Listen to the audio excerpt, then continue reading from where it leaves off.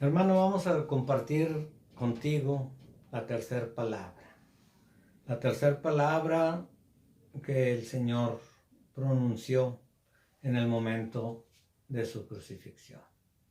Ya habíamos visto cómo el Señor había clamado por el perdón de todos nosotros. Luego vimos cómo prometió al ladrón que estaría con él en el paraíso. Esto quiere decir que él había ya perdonado sus pecados, que el primer acto de redención del Señor se estaba llevando a cabo en ese momento en la cruz. Ahora el Señor esperaba entregar cuentas al Señor, pero aún había algo más que hacer. Aún había palabras que decir. Aún quería que nosotros escucháramos y que tuviéramos presentes esa palabra. Te voy a compartir esta mañana la tercera palabra y como las anteriores incluye una poesía.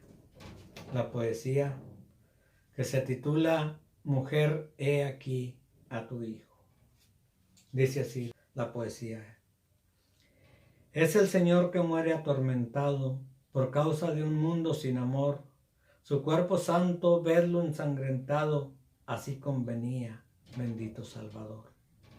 El Señor convivió con los mortales y sufrió las mismas privaciones, pues Él conoce todos nuestros males, pues Él conoce las negras tentaciones. Amó a las gentes con amor profundo y a ellos esparció bendición a manos llenas. Dio vista al ciego, sanó al moribundo, rompiendo del pecado las cadenas. Cada paso que dio en esta senda sangró sus bellos pies con los abrojos y llevó en la cruz toda una afrenta sin vertir una lágrima a sus ojos. Señor, te adoro por tu amor mostrado, te adoro porque así tú lo mereces. Apuraste la copa del pecado de aprobio llena hasta las heces. Tu amor no olvida a las criaturas que quedan en este malo suelo. Hiciste un encargo lleno de venturas que refleja la bondad del cielo. Oyó la multitud de encargo tan amable que alguien acató con fiel prodigio. A él, he aquí a tu madre, a ella, he aquí a tu hijo. Amén. La tercera palabra dice así. Te invito a abrir la Biblia a leer Juan 19, 26 y 27. Dice así. Cuando vio Jesús a su madre y al discípulo a quien él amaba, que estaba presente, dijo a su madre, mujer, he aquí tu hijo. Después dijo al discípulo, he aquí tu madre. Y desde aquella hora el discípulo la recibió en su casa. Amén. Juan era el discípulo más joven de Jesús. Era además aquel al que más amaba. Era el que se dice que estaba a su lado y se recostaba sobre su pecho. Era también el único que desafiando el cerco de los soldados llegó hasta los pies de la cruz, a los pies del Señor, junto con María su madre, mientras Jesús padecía en el Calvario. También quizás escuchó las últimas palabras dirigidas para alguien en especial. Jesús había ya previsto la salvación del mundo pidiendo el perdón por todos. Ya había solventado o ya había tenido misericordia del ladrón que estaba a su lado y que arrepentido clamaba que tuviera misericordia y que se acordara de él. Pero luego, quizás volteando hacia abajo, miró y vio a su madre acongojada llorando. Y vio a su discípulo amado que también padecía como si fuesen carne propia los aprobios de la cruz.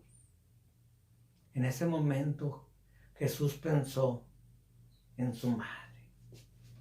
Esa madre terrenal que le había cuidado desde niño, que había visto todos los prodigios y todas las maravillas que se hacían y se decían en su nombre. Recordemos que el ángel había anunciado el nacimiento de un hijo. Ella vio ese milagro. Después los pastores fueron a testificar que él era el Hijo de Dios. Luego los magos de Oriente habían buscado al rey de los judíos y le habían glorificado con regalos, con obsequios, con oro, con incienso, con mirra.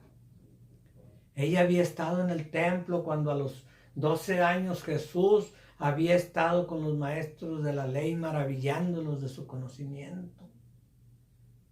A ella le había dicho Jesús: en los negocios de mi Padre me es necesario estar.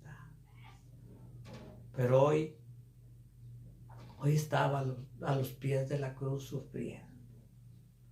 Y Jesús pensaba: ¿qué pasará con mi madre después de que yo me haya ido? Ella lo había seguido. Tenía otros hijos, tenía más personas por quien ver, pero ella lo había seguido todo su ministerio. ¿En quién confiar en ese momento para el cuidado de su madre anciana? Quizás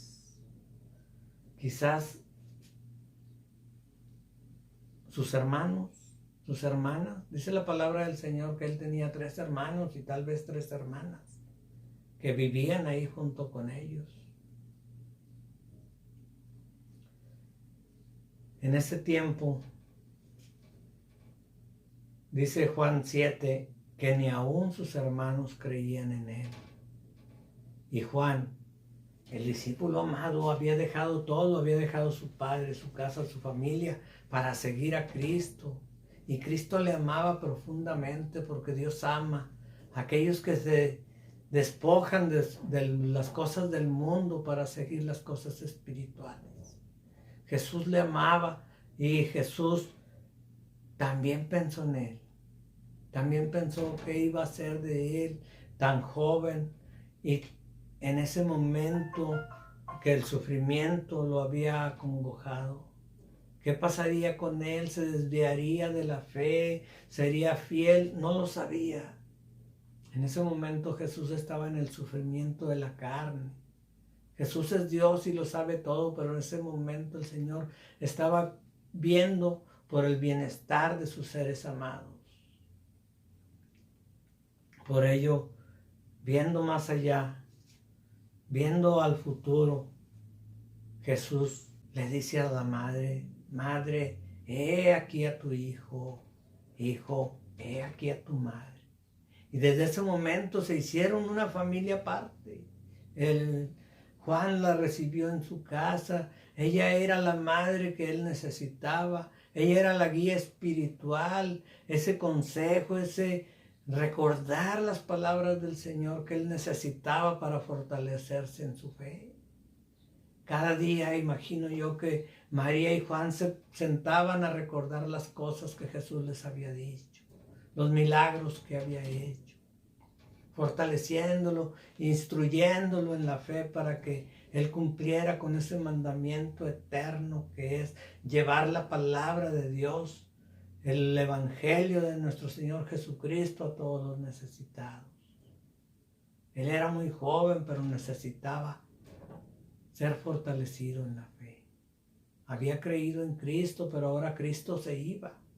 Ahora Cristo ya no estaría más con ellos. Y él necesitaba quien le fortaleciera. A veces, y más en ese tiempo que las iglesias eran regidas por ancianos, por personas muy mayores de edad, la juventud era desechada, la juventud era tomada en menos. En 1 de Timoteo 4, 11 al 13, Pablo le dice a Timoteo: esto manda y enseña.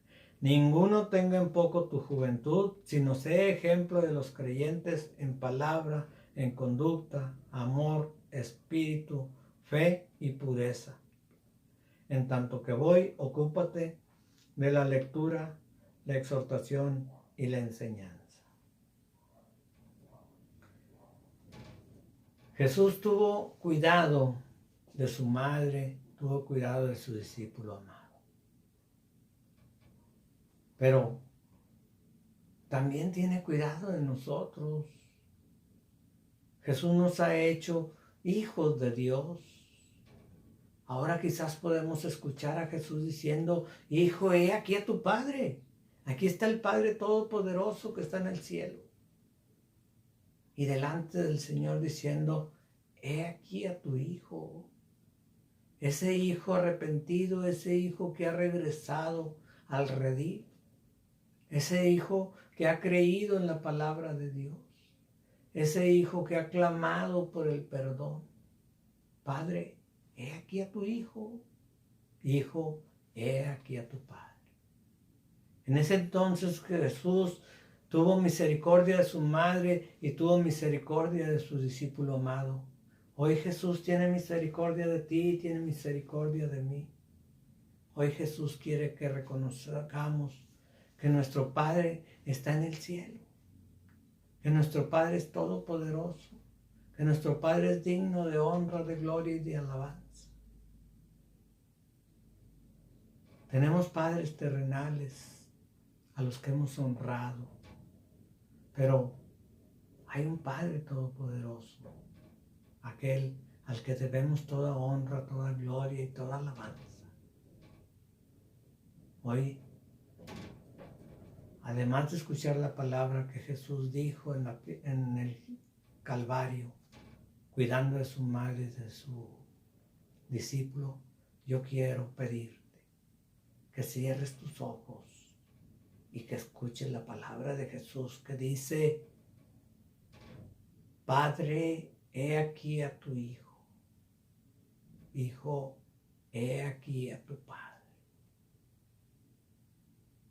Y desde este momento, el Padre nos ha recibido en su gloria.